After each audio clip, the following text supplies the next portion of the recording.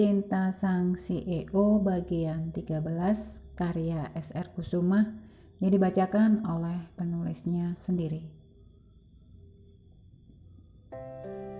Sifat pencemburu Tommy menjadi-jadi sejak Irene mulai bekerja di Jamais, membuat gadis cantik itu merasa bingung dengan sikap Tommy yang menurutnya mulai berubah.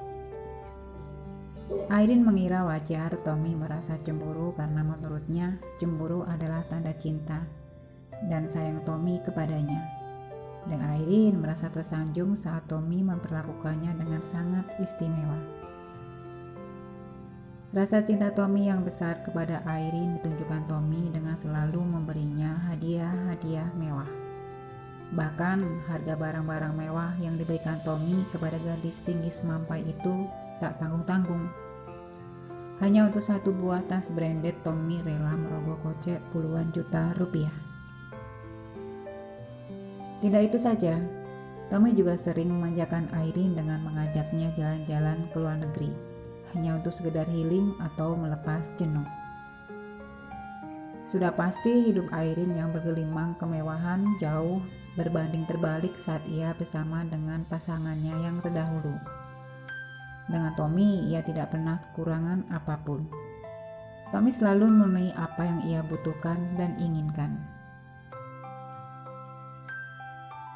Akan tetapi seiring dengan berjalannya waktu, rasa cemburu yang ditunjukkan Tommy menjadi sangat berlebihan bagi Irene. Tommy menjadi posesif terhadap dirinya. Ia merasa berhak mengatur hidup Irene dimulai dari hal-hal kecil seperti cara berpakaian, cara berbicara, atau bahkan cara makan sekalipun.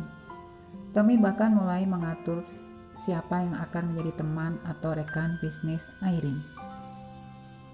Dengan alasan demi kebaikan Irene dan untuk mencegah kejadian yang lalu terulang kembali, Tommy mulai membatasi pertemanan Irene. Setelah sebelumnya Tommy meminta Irene memblokir semua kontak di ponselnya yang membuat terputusnya hubungan komunikasi Irene dengan sahabat dan teman-temannya. Tommy bahkan tidak segan-segan untuk membaca pesan singkat di ponsel Irene secara diam-diam atau mengecek email yang masuk di akun Irene dan riwayat pencairan di laptop Irene. Tidak cukup sampai di situ saja. Tommy pun berusaha untuk menjauhkan Irene dari sahabat dan teman-temannya. Ruang gerak Irene pun semakin terbatas, dan itu membuat Irene tidak berkutik. Akan tetapi gadis cantik itu tidak dapat berbuat apa-apa selain menuruti semua keinginan Tommy. Dan sikap Tommy yang tersebut tentu saja sangat menyulitkan Irene. Tommy tidak banyak memberinya ruang untuk bebas bergerak. Gadis cantik itu bak burung dalam sangkar emas. Irene bukannya tidak menyadari Tommy mulai mengekang hidupnya. Tapi gadis cantik itu seolah tidak berdaya menghadapi sikap dominasi Tommy terhadap dirinya. Tommy pandai memanipulasi Irene dengan menggunakan rasa bersalah Irene sebagai senjata utama. Pria tampan itu akan membuat Irene terus-menerus merasa bersalah akan semua permasalahan yang terjadi dalam hubungan mereka. Secara tidak langsung, Tommy ingin melemahkan Irene yang selama ini dikenal sebagai wanita yang mandiri dan cerdas, sehingga Irene tidak memiliki pegangan saat Tommy melakukan hal-hal yang buruk kepadanya. Tommy ingin buat Irene tergantung kepada dirinya dan tidak bisa melakukan apa-apa tanpa dirinya. Dan itu berhasil. Tommy mampu menaklukkan Irene dan membuat gadis itu tunduk kepada dirinya. Dan sikap tidak profesional Tommy pun ia tunjukkan saat Tommy melarang karyawan pria Jamais untuk dekat-dekat dengan Irene. Tommy tidak akan segan-segan memberi sanksi kepada siapa saja yang melanggar peraturan yang telah ia buat. Dan itu membuat Irene merasa tidak nyaman, karena hampir sebagian karyawan laki-laki di Jamais merasa takut, bahkan sekedar hanya untuk menyapa Irene sekalipun. Keadaan itu membuat hubungan Irene dengan karyawan Jamais seperti ada jurang pemisah, dan Irene tidak menyukai hal itu. Berkali-kali Airin meminta karyawannya untuk tidak segan-segan berbicara dengannya dan memastikan semua baik-baik saja selama masih dalam koridor yang benar. Saya bukan hantu yang ketika kalian melihat atau bertemu dengan saya, kalian malah kabur, seolah-olah kalian tidak melihat dan berusaha menghindar dari saya. Ucap Airin ketika pada suatu saat ia melakukan briefing pagi. Sikap atau tingkah laku karyawan Jamais, khususnya karyawan laki-laki yang tidak biasa itu, tentu tidak saja membuat Airin bingung, tapi juga sangat mengganggunya. Sebagai atasan mereka, Airin tentu saja menginginkan hubungan antara dirinya dan karyawan terjalin dengan baik. Airin baru menyadari perubahan sikap dan tingkah laku para karyawannya yang tidak biasa kepadanya beberapa minggu ini. Airin kemudian mencari tahu apa yang sebenarnya terjadi sehingga mereka begitu ketakutan, bahkan untuk menyapa pun mereka merasa segan.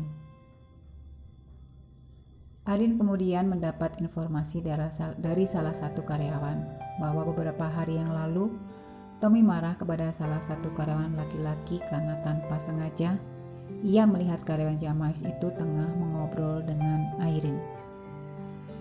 Bahkan yang membuat Airin kesal, Tommy bahkan sempat akan memukul karyawan tersebut dan mengancam akan memecatnya. Airin sangat membenci kekerasan. Apapun itu, tindakan kekerasan tidak dibenarkan dan dibiarkan. Itu mengapa Airin butuh untuk berbicara dari hati ke hati kepada seluruh karyawan Jamais.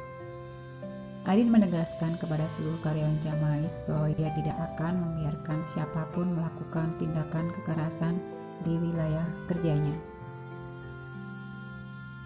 Dan Airin menjamin tidak akan terjadi sesuatu yang buruk kepada mereka. Di sini kita kerja tim. Tidak bisa kalau kita tidak saling bertegur sapa ataupun mengobrol.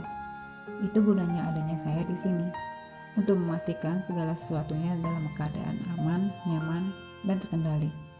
Sambung Airin lagi. Bagaimana saya akan dapat memastikan semua baik-baik saja apabila kalian diam? Tidak ada komunikasi, itu tidak benar dan tidak bisa dibiarkan. Dan kalaupun ada sesuatu yang sifatnya urgent dan saya tidak ada di tempat, ada Kak Siska. Kalian bisa bicara dengan Kak Siska. Intinya, saya tidak suka keadaan yang seperti ini. Dan di Jamais sayalah yang mengatur segala sesuatunya. Jadi kalau ada intervensi dari pihak luar, kalian jangan terpengaruh, meski itu Pak Tommy sekalipun, karena beliau sudah mempercayakan Jamais kepada saya. Saya hanya ingin kalian bekerja dengan baik dan benar, itu saja. Di luar dari semua itu, kita bisa bicarakan secara baik-baik. Akan tetapi mereka terlanjur merasa takut dengan ultimatum Tommy yang tidak akan sangat segan memecat mereka apabila mereka melanggar apa yang sudah menjadi mandat Tommy. Mulut Airin berbuih-buih sekalipun, namun kontrol Tommy di Jamais terlalu kuat, dan itu membuat Airin kehilangan kesabaran. Seperti yang baru saja terjadi beberapa waktu yang lalu.